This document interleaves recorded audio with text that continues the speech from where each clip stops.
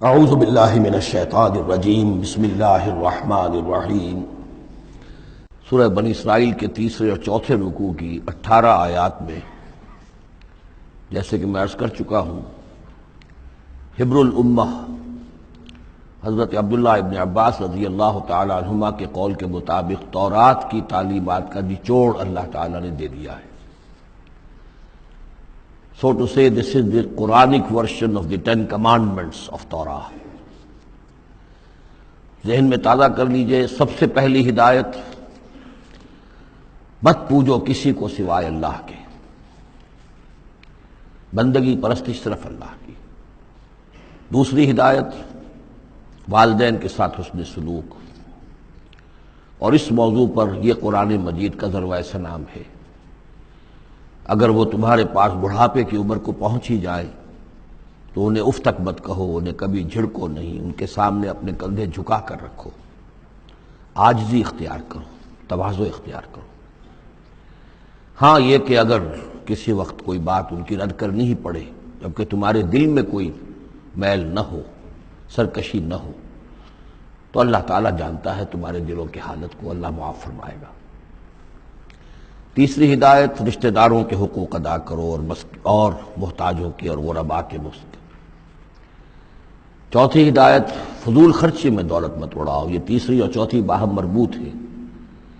اگر فضول خرچی میں دولت اڑاؤ گے تو ادائے حقوق کے لیے پیسے نہیں آئیں گے، بلکہ انسان مصرف جو ہے اپنی فاضل دولت کا کرے۔ حقوق کا ادا کرنا، اس میں قرابت دار سب سے پہلے ہے، پھر اور جو بھی محتاج ہے، مسکین ہے، پھر یہ کہ اللہ کے دین کے لیے خرچ کرنا ہے۔ اس میں پھر مزید ہدایت کہ اگر کسی وقت تمہاری اپنی حالت ایسی نہ ہو کہ کسی کے ساتھ تعاون کر سکو، تب بھی یہ ہے کہ بات نرم کرو، معذرت کرو بڑے اچھے انداز میں۔ اسی سلسلے میں مزید ہدایت کہ ان صدقات اور خیرات کے معاملے میں بھی انتہا پسندی نہیں ہونی چاہیے۔ نہ یہ ہو کہ آدمی بخیل ہو جائے اور ہاتھ اپنی گردن سے باندھ لے کہ کوئی پیسہ نکلے ہی نہ یہ کہ اپنے دونوں ہاتھ کھلے چھوڑ دے تو پھر یہ کہ اسے بعد میں پچھتانا پڑے۔ اسی میں مزید ہدایت، اگر تم اپنے کسی عزیز کا یا کسی اور بیچارے غریب انسان کا چاہتے ہو کہ اس کا حال بدل جائے، اس کی حالت بہتر ہو جائے، اپنی حد تک جو تم کر سکتے ہو ضرور کرو، لیکن یہ نہ سمجھو کہ تم کسی کی حالت بدلنے پر قادر ہو۔ کسی کے رزق کی کشادگی یا تنگی یہ سراسر اللہ کے ہاتھ میں۔ ایک اور ہدایت، زنا کے قریب تک نہ پھٹکنا، یہ بہت ہی بری شے، بے حیائی اور برا راستہ ہے۔ مزید ہدایت، انسانی جان کا احترام، قتل ناحق سے بچنا، اور جو شخص ناحق قتل کر دیا جائے اس کے ورثاء کو ہم ایک اختیار دیتے ہیں، ان کے ہاتھ میں اختیار ہوتا ہے کہ قاتل کو معاف کریں یا قاتل سے جان کے بدلہ جان جو ہے اس کی لیں۔ مزید ہدایت، یتیموں کے مال کے قریب نہ پھٹکنا، لیکن بہت عمدہ طریقے سے ان کی حفاظت کرو، امانت سمجھو اس کو، یہاں تک کہ وہ اپنی بلوغت کو پہنچ جائیں، پھر یہ ہے کہ تم ان کے مال ان کے حوالے کر ہی دو گے۔ عہد کی پابندی کرو، جہاں معاہدہ ہو جائے، وعدہ ہو، اس کو پورا کرو، اور جب ناپ کا دین لگو تو ناپو بھی پورا، اور تول کر دو تو سیدھی ترازو سے تولو۔ یہی بہتر ہے نتیجے کے اعتبار سے بھی، اسی سے جو بقیت اللہ جو بچ جائے گا تمہارے لیے اس میں برکت ہوگی۔ اور بے ایمانی سے کم ناپ کر کم تول کر کچھ زیادہ اگر تمہیں فوری طور پر حاصل کر بھی لیا تو اس میں برکت نہیں ہوگی، بلکہ اس میں نحوست ہوگی۔ ان تمام چیزوں کے بارے میں فرمایا۔ اب جو اس کے بعد جو ہدایت ہے جو بہت اہمیت کی حامل ہے، وَلَا تَقْفُ مَا لَيْسَ لَكَ بِهِ عِلْمٌ، ایسی چیز کے پیچھے مت پڑو یا مت لگو جس کے لیے تمہارے پاس علم نہیں ہے۔ انسان کا بحیثیت اشرف المخلوقات اس کا طرز عمل جو ہے وہ علم پر مبنی ہونا چاہیے، توہمات پر نہیں، خام خواہ کے توہمات جن کے لیے کوئی بنیاد نہیں، کوئی دلیل نہیں، ان توہمات کے اوپر انسان اپنی روش کو استوار کرے، یہ اس کے شایع نشان نہیں ہے۔ البتہ اب علم جو ہے وہ دو طرح کے ہیں، یہ ہم سورہ بقرہ کے چوتھے رکوع میں دیکھ آئے ہیں۔ ایک ہے ہیومن نالج، ایکوائرڈ نالج، انسان جو علم حاصل کرتا ہے، اور ایک ہے ریویلڈ نالج جو اسے دیا جاتا ہے۔ وہ وحی کے ذریعے سے آتا ہے، الہام کے ذریعے سے آتا ہے۔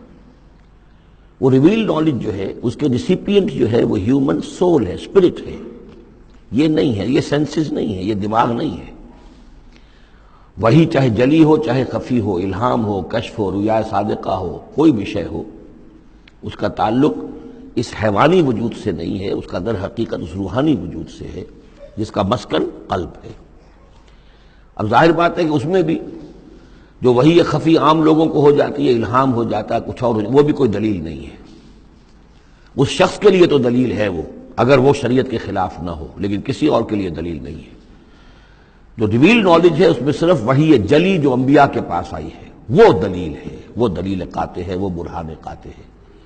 ان کے پاس جو وحی جلی آئی وہ بھی، اور جو وحی خفی آئی وہ بھی۔ وحی نبوت جو ہے وہ علم ہے، العلم۔ ایک علم تو یہ ہے، اور دوسرا علم وہ ہے جو انسان حاصل کرتا ہے خود۔ اس کے لیے یہ سینس آرگنز جو اس کو دیے گئے ہیں، حواس خمسہ، جن میں سے اہم ترین جو ہے ان السمع والبصر، سماعت اور بصارت۔ باقی یہ کہ تین اور بھی ہیں، چھونا ہے، چکھنا ہے، سونگنا ہے۔ ان سے جو سینس ڈیٹا ملتا ہے پھر وہ یہاں فیڈ ہوتا ہے دماغ میں، برین میں، اور یہ ایک کمپیوٹر ہے جو اسے پروسیس کرتا ہے، اس سے کچھ نتیجے نکالتا ہے۔ یہ آیت در حقیقت اس سے بحث کر رہی ہے۔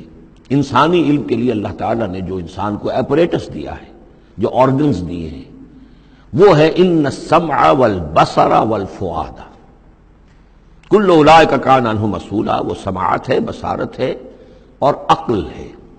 یہ فؤاد کا ترجمہ میں نے عرض کیا تھا، عام طور پر دل کیا گیا ہے، حالانکہ کوئی اس کے لیے جو لغوی کوئی بنیاد موجود نہیں ہے کہ کون سا لفظ ہے، کون سا اس کا مادہ ہے۔ اس کا مادہ وہی ہے جس سے لفظ فائدہ نکلا ہے، اور آپ نے دیکھا ہوگا پرانے زمانے کتابوں میں کچھ لکھا پھر فے لکھ دیتے ہیں، فے فائدہ، یعنی اس بات سے یہ نتیجہ نکلتا ہے، پھر فے یہ نتیجہ نکلتا ہے، تو فائدہ نتیجہ ہے۔ اسی طرح فعید کہتے ہیں عربی زبان میں اس شے کو، جیسے سبزی ہے بہت سی، آپ نے اس کو ابال لیا اور بھون دیا تو اس میں پانی وانی نکل جاتا ہے، بجھ کر رہ جاتی ہے، تھوڑی سی ہو جاتی ہے، بھجیا ہم کہتے ہیں اس کے، بھجیا بن گئی ہے۔ گوشت کا بھی یہ ہے کہ جب آپ اس کو سینکتے ہیں پانی وغیرہ نکل جاتا ہے، مختصر ہو جاتا ہے تو اس کا خلاصہ نکلتا ہے۔ تو سینس ڈیٹا سے جو خلاصہ نکالتا ہے پھر یہ برین کمپیوٹر، یہ ہے در حقیقت فؤاد۔ اس سے فائدہ حاصل کرنا، اس سے نتیجہ نکالا، اس سے انفر کرنا، اور اس سے انفر کر کے پھر جو بھی پاس میموری موجود ہے، سٹورڈ ہے اس کے اندر، اس کے ساتھ اس کو پھر وہ کمپیئر کرتا ہے، پھر کوئی نیا نتیجہ نکلتا ہے تو اب سٹور کر لیتا ہے کہ ایک بات اور مجھے معلوم ہو گئی۔ اور یہ اس طریقے سے رفتہ رفتہ انسانی علم بڑھتے بڑھتے کہاں تک پہنچ گیا ہے، عقلیں دنگ ہیں، کہاں تک پہنچ گیا۔ آج کسی ایک انسان کے لیے ممکن ہی نہیں رہا ہے کہ وہ پورا جو معلومات کا دائرہ اس وقت ہے تمام سائنسز کے اندر ان کا احاطہ کر سکے، ناممکن۔ کسی فزسسٹ کے لیے یہ ممکن نہیں ہے کہ صرف فزکس کے دائرے کی تمام معلومات کو وہ اپنے ذہن میں جمع کر سکے۔ اتنا بڑا ایکسپلوژن ہے معلومات کا، وہ سب اسی سے ہے، ان السمع والبصر والفؤاد کل اولئک کان عنہ مسئولا۔ ان چیزوں کی مسئولیت ہے، اللہ نے یہ چیزیں تمہیں دی ہیں، اب ان کو تو بند کر کے رکھ چھوڑو، توہمات کے اوپر اپنا بنیاد رکھ لو۔ زلزلہ کیسے آتا ہے؟ ایک گائے ہے، گائے کے دو سینگوں پر یا بیل کے دو سینگوں پر زمین کھڑی ہے، وہ ایک سینگ کے اوپر وہ ٹکا لیتا ہے، پھر جب ذرا وہ تھک جاتا ہے تو وہ بدلتا ہے تو دوسرے سینگ کے اوپر زمین کو لاتا ہے تو زلزلہ آ جاتا ہے۔ اس کے لیے کوئی دلیل یا تو ہونی چاہیے کتاب اللہ اور سنت رسول سے، وہ دلیل ہے، اور یا پھر دلیل ہوگی اس ذریعہ علم سے، جو ہیومن نالج ہے، اس سے جو علم حاصل ہو رہا ہے وہ قطعی ہے، وہ یقینی ہے، وہ ویریفائیبل ہے، وہ ایکسپیریمنٹیشن سے حاصل ہو رہا ہے، آبزرویشن سے حاصل ہو رہا ہے، پھر جو نتائج آپ نکالتے ہیں انہیں ویریفائی کر سکتے ہیں۔ تو یہ ہے اصل میں وہ آیت کہ جو انتہائی اہم ہے۔ قرآن مجید نے نوع انسانی کو اس راستے پر ڈالا ہے کہ توہمات کے تمام ذخیرہ کو رد کر کے اور علم پر اپنے موقف کو قائم کرو۔ اس کو کہا گیا ہے، اس کو جب جان لیجئے کہ اصل میں اس سے پہلے جو فلسفہ تھا، ارسطو کا فلسفہ، اس کا ڈنکا بج رہا تھا پوری دنیا میں، عالم اسلام میں بھی بہت عرصے تک ارسطو کا یہ ڈنکا بجتا رہا ہے، اب جا کر کہیں بمشکل ان چیزوں کی گرفت ڈھیلی پڑی ہے۔ وہ ہے استخراجی منطق۔